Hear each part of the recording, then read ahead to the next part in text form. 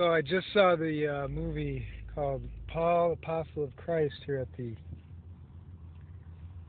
Century Theater's Next Gen, La Quinta, next to Palm Desert. And, well, I have mixed feelings about it.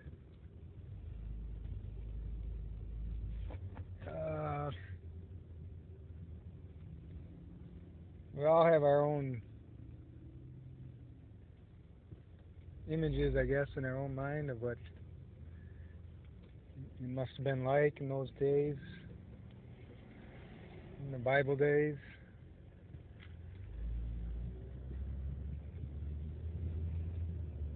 But,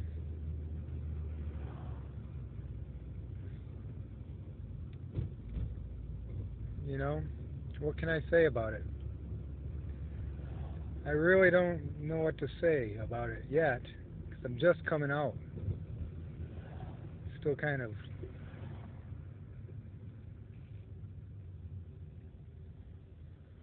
stewing in my mind. Sad movie, of course. I mean, I didn't know it was going to be about the end of Paul's life. It's mostly about the end of, as Paul is sitting in prison in Rome. And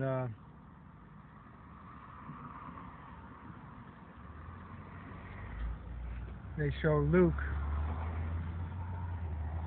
visiting him in prison.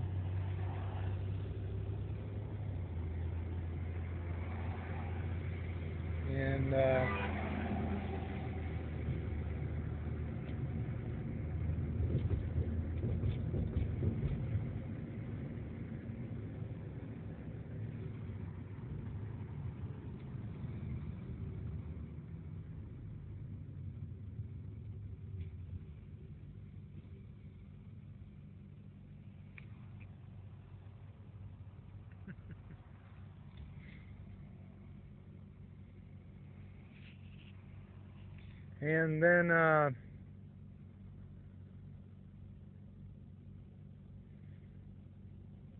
he's in prison most of the time, and Luke comes and visits him. Luke has his little entourage in a hidden area. It's in Rome, and they're burning bodies in Rome.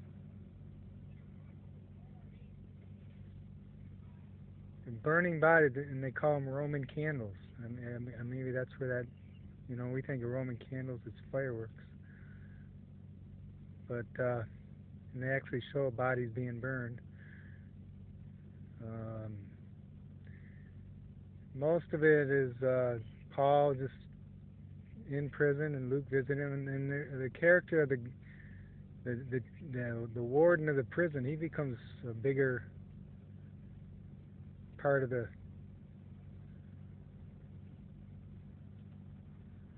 picture. He becomes a main character almost.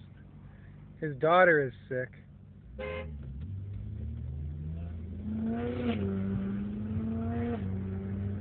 His daughter is sick, and his wife is in grief because he thinks they're going to lose their daughter. She's near death. And their doctor doesn't know what to do. Their Roman doctor. He says, I don't know what else to do. He tells the prison warden to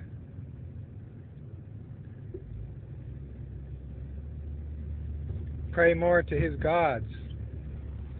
They have all their many gods of Rome. They show this prison warden going before they have a huge area where he worships the gods. And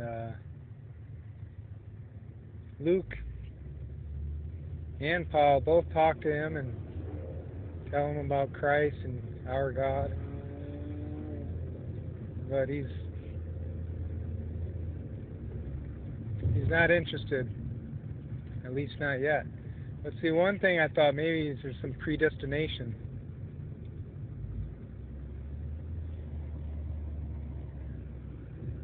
A little bit of a predestination. Paul says, I just hope for you that time will come when something will lift. You'll be given the ability to see. That's different than Arminianism. Arminianism says you have the ability to believe, and if you don't, it's because you don't want to. Calvinism says you believe because God has given you the ability to believe. It seemed to be leaning more towards that.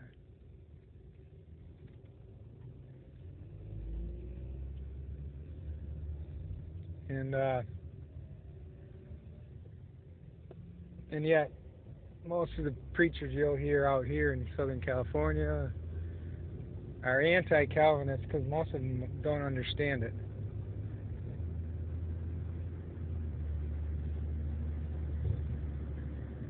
So that did come out. I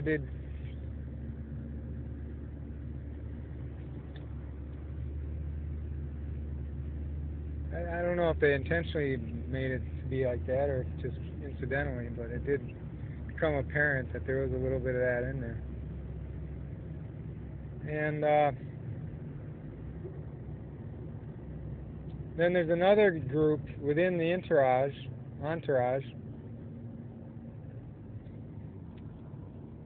that's hiding out that they want to rebel. They're tired of being their fellow Christians being killed. They're ready to take up arms. Understandably. And you could almost make an argument for self-defense at some point. And Christians in general, most Christians won't argue that self-defense is wrong or defending others. That's why we have so-called just war. And so that's where I got a little bit of ambiguity, because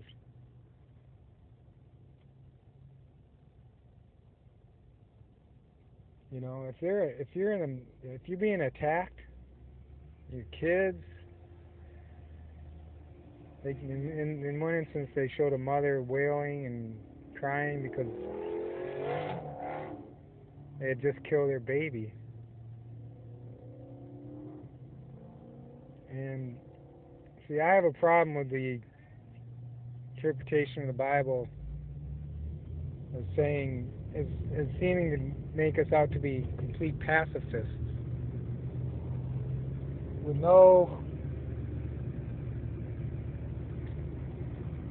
that completely emasculates us and takes away all our ability to fight for what's right, to self-defend, things like that.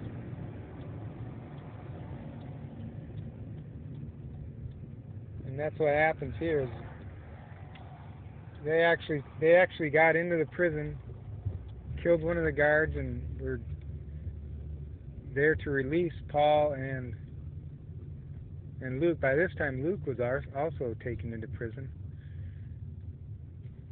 At first he was just visiting, then he did something to offend the warden, and so they put Luke in there as well. But Paul admonishes him and says, no, you can't do that. Now, I mean, this is obviously embellishment on the story. We don't know if that ever happened. I don't think it probably did not, in fact.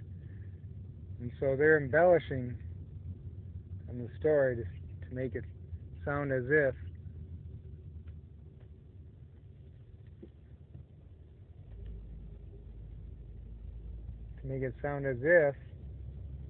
that's what Paul would have done. Now, is that exactly what Paul would have done? I don't know. I don't know if that, see, that's where you get into a tricky spot, I suppose you'd say, of trying to apply your understanding of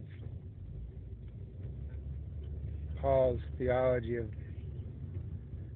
self-defense and pacifism versus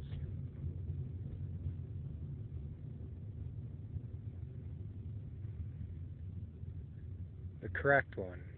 Did they get it correct? Or did they go too far in making him too pacifistic?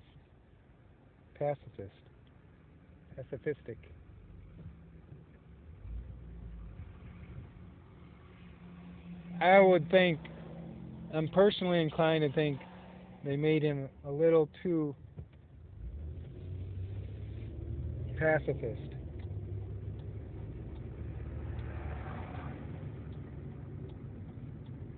And that might be where some of the arguments will arise about the film. I don't know. I haven't seen or heard too much about it yet.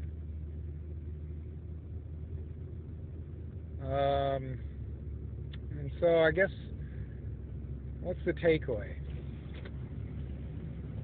The takeaway is this is still a Hollywood movie, although it's, yeah, I don't know about the director and all that. I don't think Mel Gibson was involved in this, as far as I know, but maybe. I'll have to check. But whatever the case may be, you always know that, you know, are they really trying to reach an audience like Christian to Christian? Or are they producing something that they think will appeal to Christians and also make some money? You see, that's the problem with making these movies, these Christian movies on a Hollywood budget, Hollywood set, Hollywood, you know, associated people. Is this by Christians for Christians, sincerely by Christians, by sincere Christians for Christians, or is it by secular sort of Christian people for Christian audience in general? I mean, if you're not a Christian and you watch this, I don't know if it'll convince you that Christianity is the best way.